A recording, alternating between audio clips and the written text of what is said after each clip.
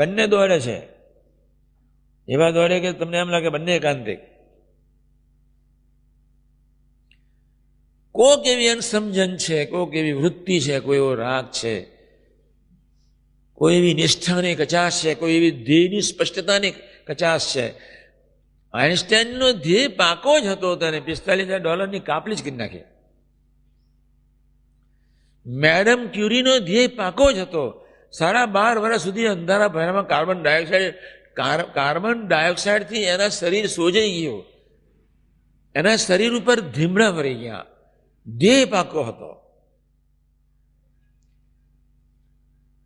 જ્યારે ભયરામાં નીચે ઉતરી ત્યાં રૂપાળી હતી, જયારે બહાર આવીને ત્યાં જય સ્વામિનારાયણ કાબરચિત્રી થઈ ગઈ હતી. પણ ધ્યેય નક્કી હતું. It was decided. ન શરીર એને બંધનરૂપ બન્યું, ન એનું મન બંધનરૂપ બન્યું. અને શરીર પર આવેલું તો બધા આગા પાછા થઈ જાય. ન મન બંધનરૂપ, ન બુદ્ધિ બંધનરૂપ, ન ચિત્ત બંધનરૂપ, મંડી જ પડી. અને એમાંથી યુરેનિયમ પેદા થઈ ગયું, એમાંથી ઇલેક્ટ્રોન, ન્યુટ્રોન, પ્રોટોન પેદા થઈ ગયો. જગતને અદભુત એ બાઈ આપી ગઈ. એમ આપણા જીવનમાં એક ધ્યેય પાકો છે. આપણે શું નથી વાંચ્યું? આપણે ધ્યેય પાકો નથી કર્યો. બસ મીરાની ખબર છે, નરસિંહની ખબર છે, પર્વતબેન ખબર છે, બધી ખબર છે, મૂર્ધનબેન ખબર છે, ગુણાતીત પુરુષોની ખબર છે, બધી ખબર છે.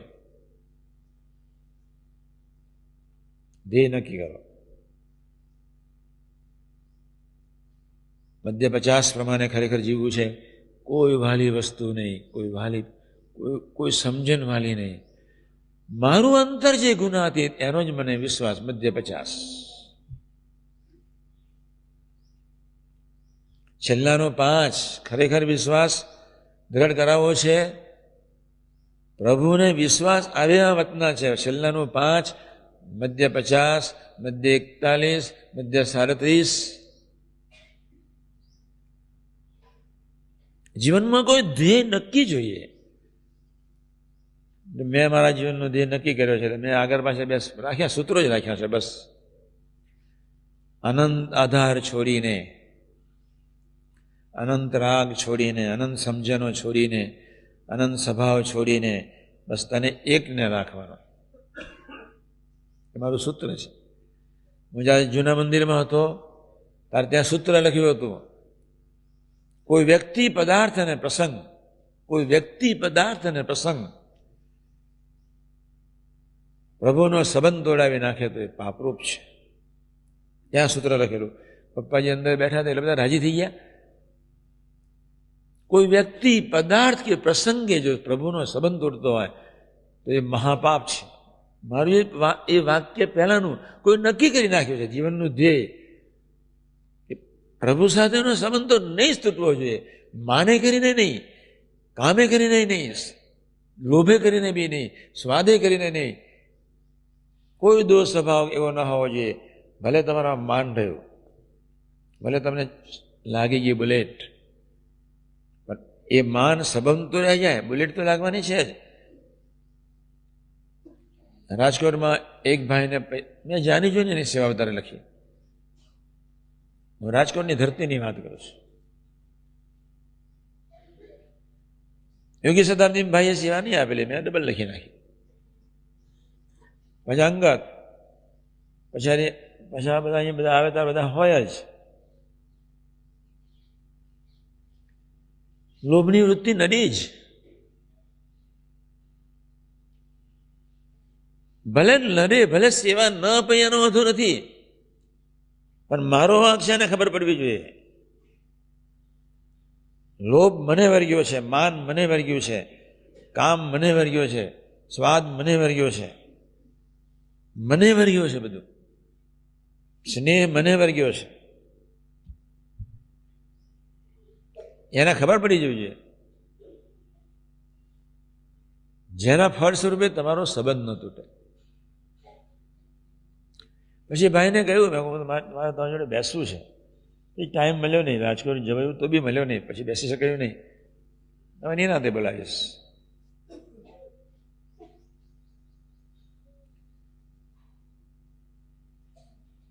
પણ એના જીવનનું ધ્યેય જ એના દીકરા દીકરીઓ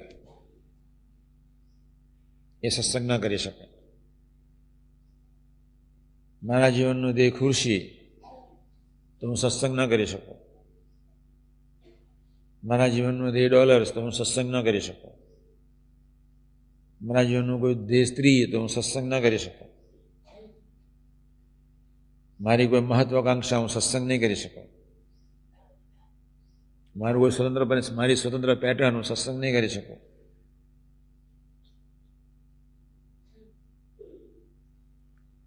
બીજા એક બે ભાઈઓની વાત કરી લો. બંને 1-1 કલાક ભજન કરે છે,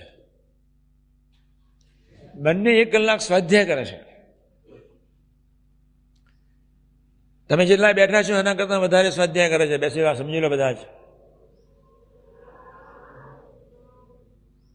આપણે કપડાં પહેરીને આપણે શું કરવાના? જમત કરવાની. સેવાના અંગવાળાએ નક્કી કરવું પડશે એના જીવનનો ધ્યેય. હું શા માટે સેવા કરું છું ભાઈ? હું કોની સેવા કરું છું સાથી? એ મસ્ટ ડિસાઇડ. તમારા કરતા 2 ભાઈઓ સ્વાધ્યાય કરે છે, ભજન કરે છે.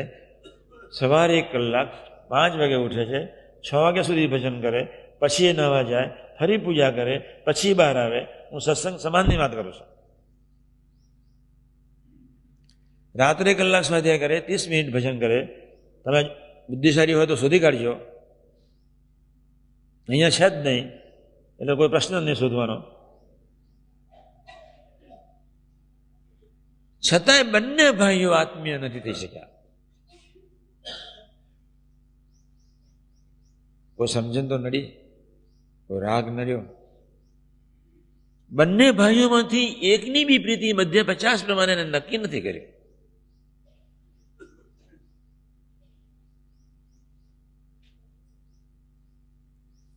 બંને ભાઈઓએ આટલું ભજન, વાંચન, કથા, વાર્તા બધું જ મારી કેસેટો તમે જેટલી નહીં સાંભળતા એથી વિશે એ સાંભળે.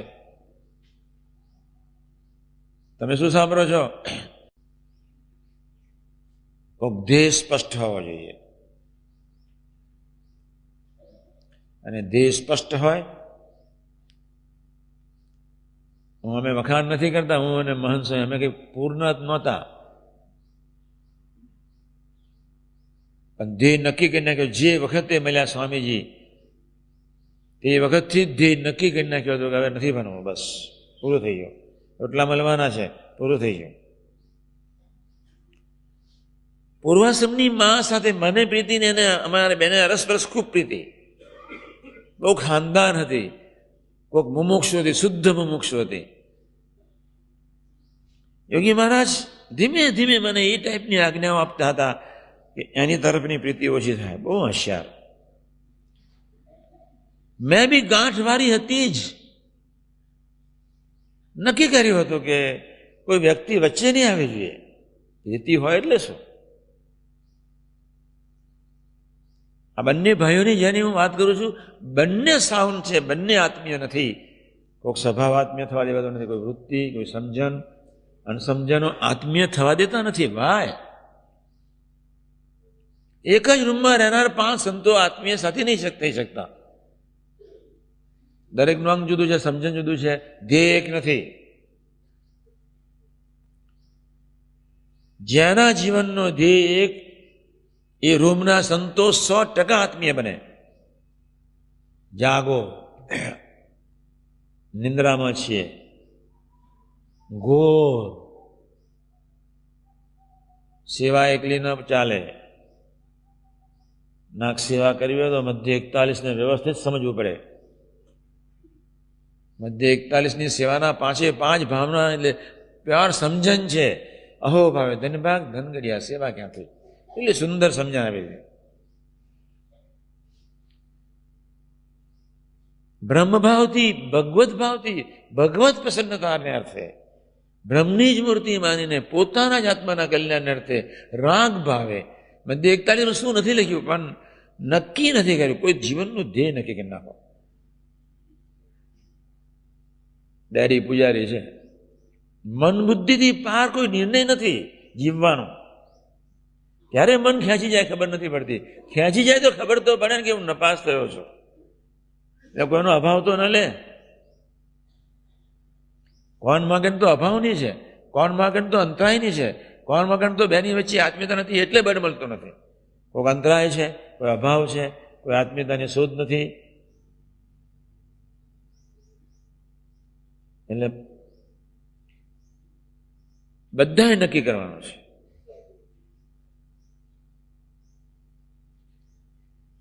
કોના બેસીને અંતરદ્રષ્ટિ કરવા કે એવી કઈ વૃત્તિ છે કે જે આત્મીયતા રહેવા દેતું નથી અથવા નિશાન પાકું નથી રહેવા દેતું.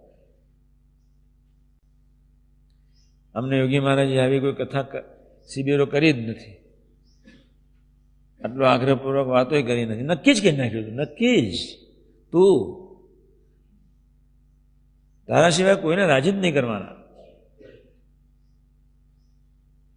2 જણની મર્યાદા રાખવું. પૂર્વાશ્રમની એક માની મર્યાદા રાખતો, મનીલાલ નગીન શેઠના ફાધરની મર્યાદા રાખતો. બેનો મને હૈયા નહીં છે ગુણ. ગોરધનદાસ કોન્ટ્રાક્ટર મારા જેવા, શું બોલે ને શું ખાય એમને જ ખબર નહીં. યોગી માની સેવા બહુ